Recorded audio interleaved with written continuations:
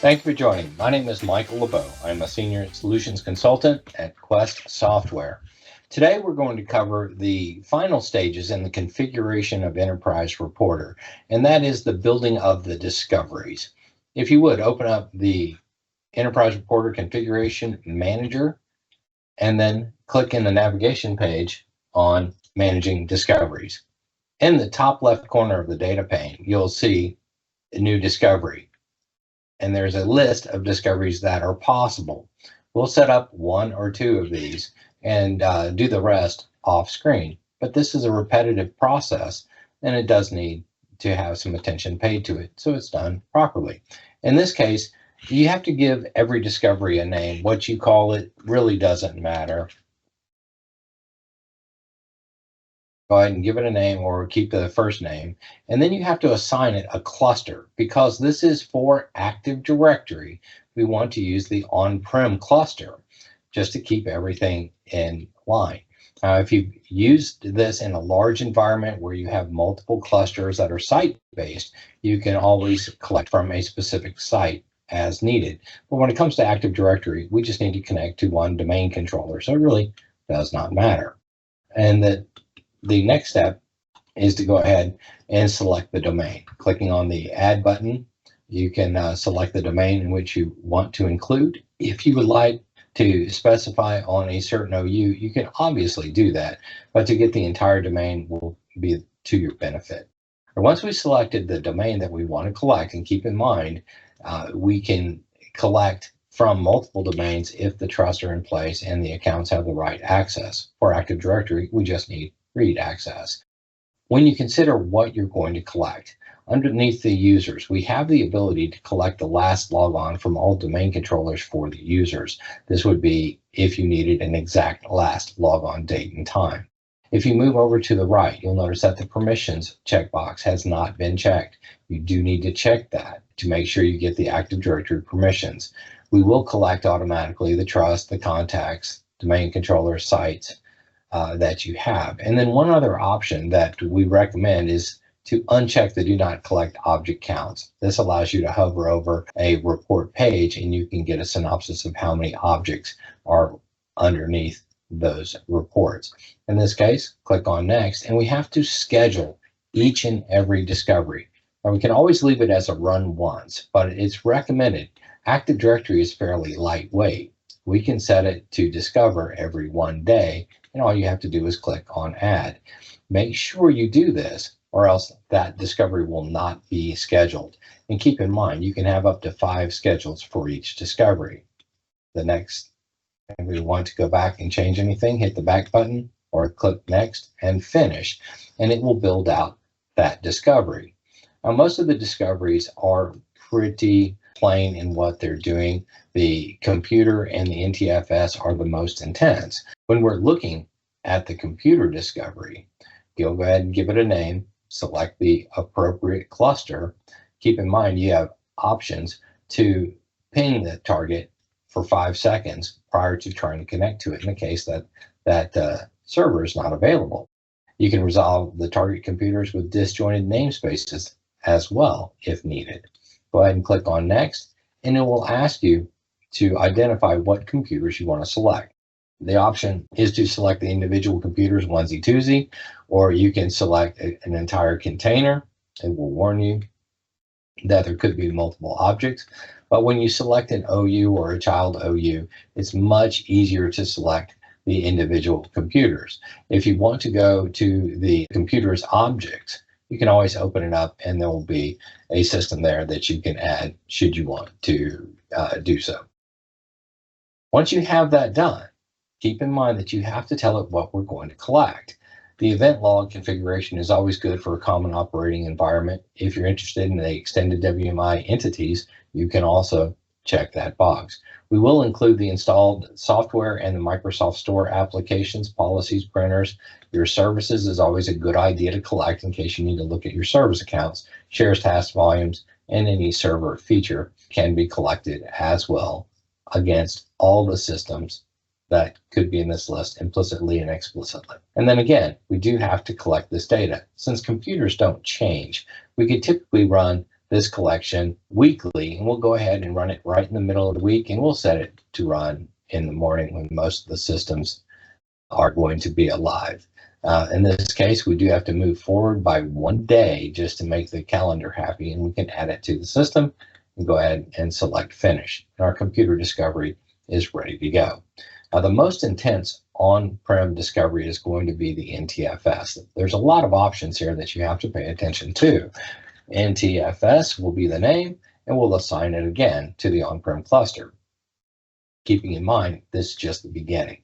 And once we do this, we want to typically go out and select one or more servers, or we can select the entire OU. The option is yours. And in this case, I'm going to select the entire OU, so we'll get the same data across all of the servers in my environment. And this, once we do that, then there are requirements to be had. Now, this screen does require you to think a little bit. You can collect from all available public shares. That's any share that's not a hidden share or an administrative share. And that's usually the default option.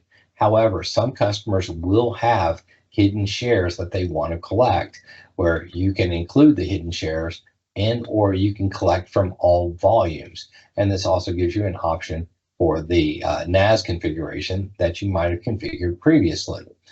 If we're going to use the available public shares to include all hidden shares, there may be some built-in shares that you want to globally exclude. And we provide a mechanism for that, such as the system drive. If everything's on D or higher, then we can take the system drive and we can exclude that globally.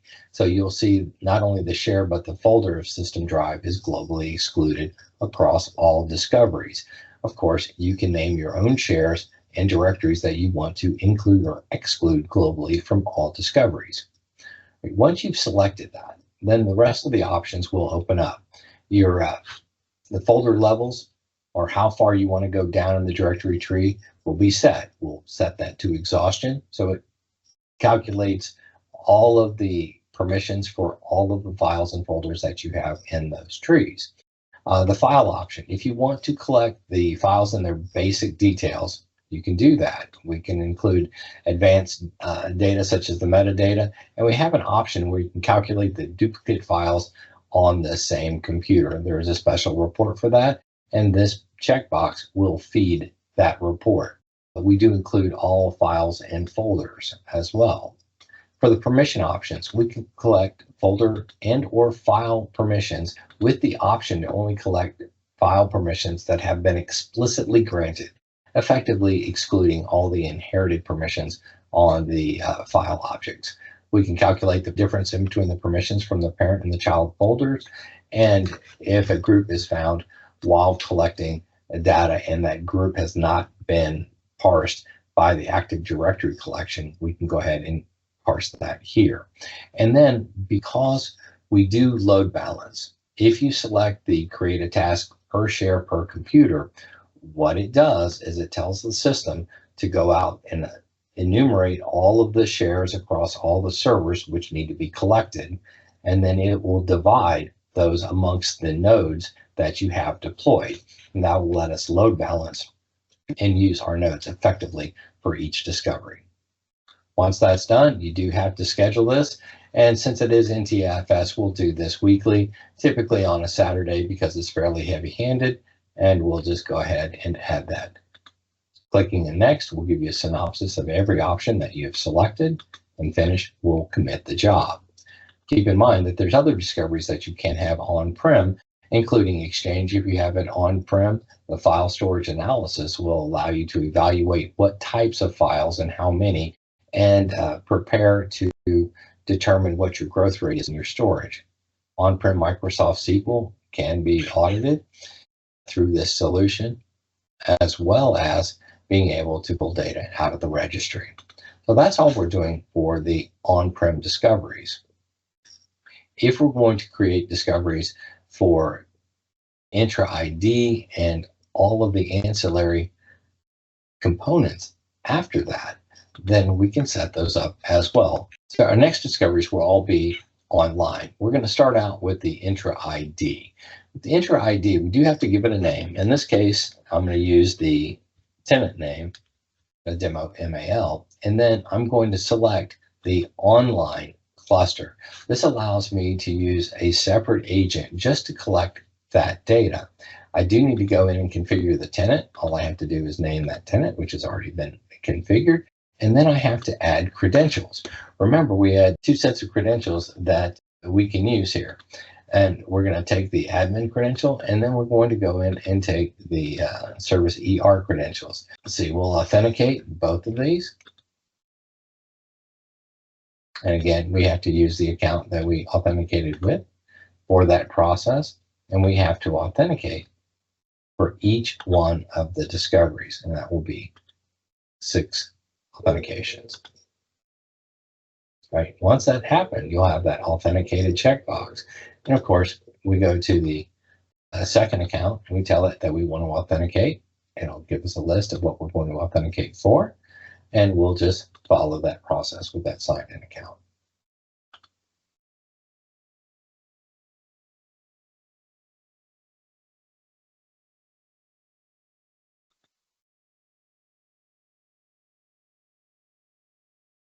All right, once that account has been authenticated, we're ready to go to the next step. And this is to define exactly what we're going to collect, whether we're going to get the additional attributes, the MFA attributes for the users, the extended attributes, users flagged for risk, and collect the active user data for the past 7 days. And you can extend that out. Contacts, devices, roles, and application service principals will be collected automatically.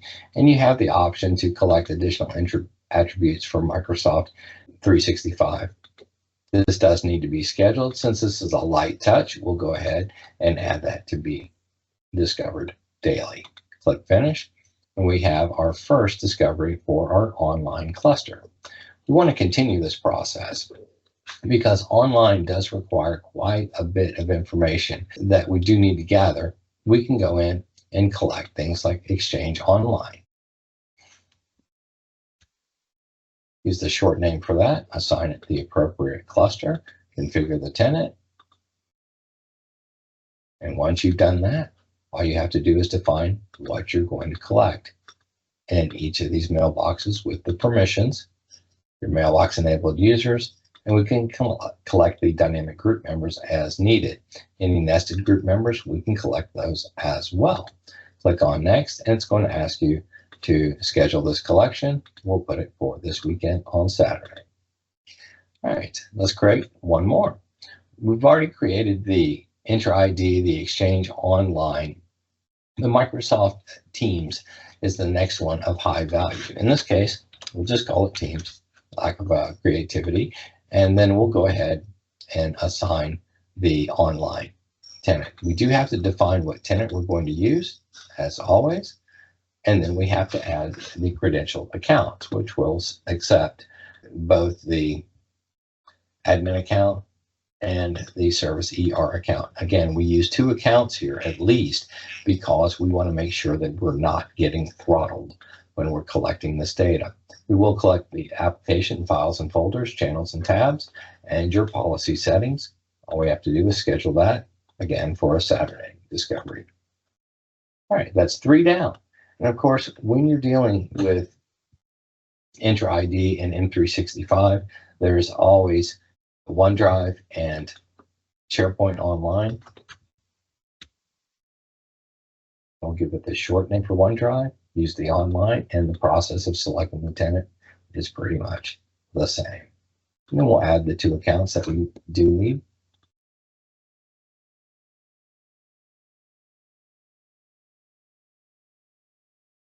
And once we have that, we determine exactly what we're going to collect, the files and the folders. We'll get both.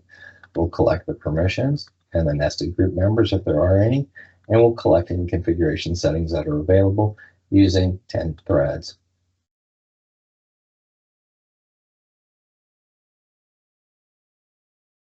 And we're going to collect all the drives. Now you notice here that we can collect only selected drives, where if we wanted to name the users, we would have to go in and search for the user's name and be able to add those. Since we haven't had a collection yet, we don't have any data here. So we want to collect all the drives. As long as you don't have any red text, you're good to go, and you can go ahead and schedule that for a Sunday discovery. And last but not least in the discoveries is the SharePoint discovery.